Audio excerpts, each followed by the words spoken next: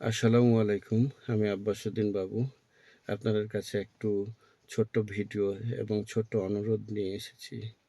আপনারা জানেন আমাদের গ্রামে ২ টা মানুষকে এখন দেখি যে লাঠি নিয়ে চলাফেরা করে।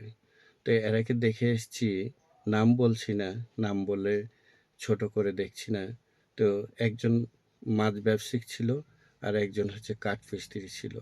তো এরা লাঠি ধরে চলাফেরা করে। এদের সংসারে পরিচালনা করার তার ছেলেমেয়ে ঠিক স্বাভাবিকভাবে তাদের নিয়ন্ত্রণ করতে পারছে কিনা জানি না।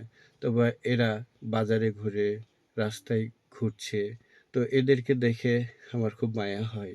তো অনুরোধ করে আপনাদের কাছে ২ হাত জোর করে বলছি যে, এই মানুষগুলোর পাশে দাঁড়ানোর চেষ্টা করবেন।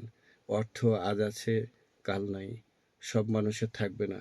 তো আমি যেমন পাশে দাঁড়ালে সেটুক চেষ্টা করি ২০০ হোক, ১০০ হোক, ৫০০ হোক, ১০০০ হোক দেওয়ার চেষ্টা করি এবং তাদের সংসারে দায়িত্বে এবং সংসার পরিচালনার জন্য করার জন্যে একটু হলেও সহায়তা হয়।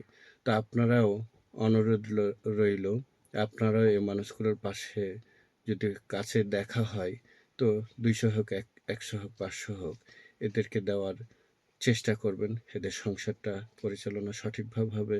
আপনি আমি যদি পাশে দাঁড়াই তো অবশ্যই এই মানুষগুলো অনেক ভালো থাকবে।